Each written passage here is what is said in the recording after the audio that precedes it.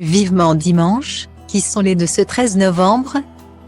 Michel Drucker est de retour ce dimanche 13 novembre dès 13h30 sur France 3 pour un nouveau numéro de Vivement dimanche.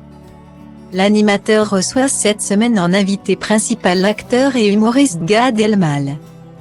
Ce dernier sort le 16 novembre prochain son nouveau film Reste un peu, qui n'est autre qu'une autobiographie.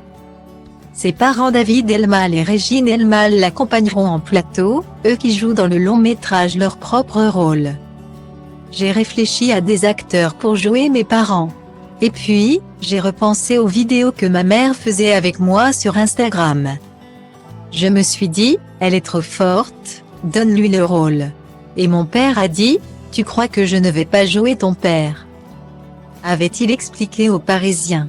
Le caricaturiste et dessinateur Emmanuel Chonu sera également toujours présent pour revisiter en dessin la vie et la carrière de Gad Elmaleh. Garou les rejoindra ensuite pour défendre son nouvel album, le 11e, à travers lequel il rend hommage à Joe Dassin. En seconde partie d'émission, Michel Drucker recevra Frédéric Zetoun, à 61 ans.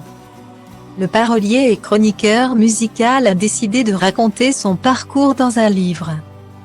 Marqué par sa situation de handicap. Un ouvrage appelé Fauteuil d'artiste. Le magicien et illusionniste québécois Alain Choquette lui succédera pour promouvoir son tout nouveau spectacle, La mémoire du temps. Robert Charlebois fera de son côté une apparition pour évoquer son grand concert au printemps prochain, Robert en Charlebois Scope. La comédienne Aya Hidara parlera de son côté de son rôle dans Les Femmes du Square. De Julien Rambaldi. Un rôle très engagé puisqu'elle y joue une nounou prête à tout pour défendre les droits de ses collègues. Ahmed Silla est lui aussi au casting de ce film comique, sur le plateau de Vivement dimanche. Il en profitera certainement pour parler de son dernier film classico disponible sur Prime Video depuis le vendredi 28 octobre. Enfin, Alex Vizorek présentera son second one-man show, À Vitam, autour de la mort.